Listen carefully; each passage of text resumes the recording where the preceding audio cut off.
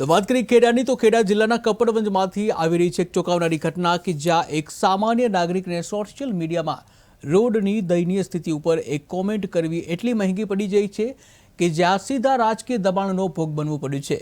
માતર પછી હવે કપડવંજમાં પણ ધારાસભ્યના ખાસ વ્યક્તિઓ દ્વારા દાદાગીરી કરાતા સમગ્ર વિસ્તારમાં રોષની લાગણી વ્યાપી છે। ત્યારે આંત્રોલી ગામના નિકુંજભાઈ પટેલે છીપડી તોરણા રોડની બિસ્માર હાલત અંગે સોશિયલ મીડિયા ઉપર 26મી જૂને એક ટીકા આપી હતી, જેમાં તેમણે ધારાસભ્ય રાજેશભાઈ ઝાલા અને માર્ગ મકાન વિભાગ સામે ભ્રષ્ટાચારના આક્ષેપો મૂક્યા હતા।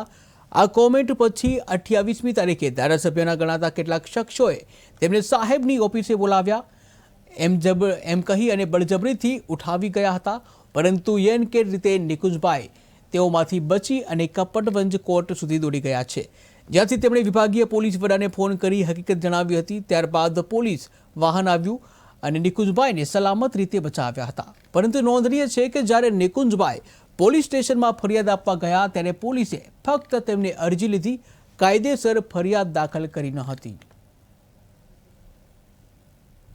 સોશિયલ મીડિયા પર જેને પોતાની વાત રજૂ કરી, જેની તકલીફની વાત કરી, એને વાત કરવાનો જે હક છે, એની જે વાત જે રજૂ કરી એની ઉપર આ લોકોએ જે હુમલો કર્યો, ભાજપના જે આગેવાનો કાર્યકરો હોય એને ખરેખર ભાજપમાંથી બરતરફ કરવા જોઈએ। અને બંને ધારાસભ્યો, ગઈકાલે માતરના ધારાસભ્યની પણ સોશિયલ મીડિયા ઉપર અને એમનો પણ એક વિડીયો વાયરલ થયો હતો। કોઈ મતદારે કોઈ વિસ્તારના કાર્યકરે ફોન કર્યો હતો કે સાહેબ અમારો રસ્તો નબળો છે, તો એમને પણ ધાક ધમકી આપી દીધી કે ભાઈ આ તો થતું રહેવાનું થશે।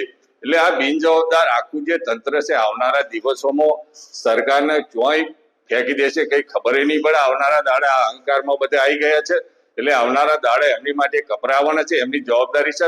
બંને ધારાસભ્યો જે અત્યારે વર્તન કરી રહ્યા છે પોતાનો અહંકાર બતાવી રહ્યા છે, અને આવનારા દાડામાં એમને ખબર પડશે જેમ કે એમની વિશેષ જવાબદારી છે। ધારાસભ્યને રસ્તા સમારકામ કરવાની જવાબદારી તંત્રને સાથે રાખીને પ્રજાની સુખાકારી માટેની જવાબદારી એમની છે, એટલે એમને કરાવી જોઈએ। અમે વિરોધ પક્ષ તરીકે વારે વારે રજૂઆત પણ કરીએ છીએ, પણ છતાં આ લોકો પોતાના ગમતમાં અને આ ભાજપ સરકાર છે જે કોઈની વાત પણ માનતી નહીં, એટલે આવનારા દાડામાં એમને ખૂબ મુશ્કેલી પડશે અને એ આવનારો સમય એમને બચાવશે। આપણે કહીએ મુખ્યમંત્રી નથી એ બાબતે પછી કોમેન્ટ કર્યા પછી મારી દુકાન અમૂલ પાર્લર કપડાં દાણા રોડ ઉપર છે, ત્યાં આગળ એમના કંઈક 5 માણસો આવ્યા અને મને કીધું કે રાજેશભાઈ ઝાલા સાહેબે તમને કાર્યાલય ઓફિસે બોલાવ્યા છે, તમે ત્યાં ચલો। પછી મેં કીધું ભાઈ હું આવું છું। પછી એમણે મને કીધું ગાડીમાં બેસી જાઓ, હું ગાડીમાં બેઠો નહીં, મારું 2 વ્હીલર એક્ટિવા લઈને હું આવ્યો। પછી કોર્ટની પાછળના રસ્તે જે ગન્નારું જાય છે ત્યાં ગાડી ઊભી રાખીને પછી મને કીધું ચાલ ભાઈ ગાડીમાં બેસી જાઓ। મને કિડનેપ કરવાની બહુ કોશિશ કરી, પણ ત્યાંથી હું છટકીને કપડાં કોર્ટમાં ગયો। કપડાં કોર્ટમાં ગયા પછી ત્યાં પોલીસ રૂમ છે, ત્યાં એ મળ્યો, ત્યાં ગાડી મને જાણવા મળ્યું કે 112 નંબર ડાયલ કરો।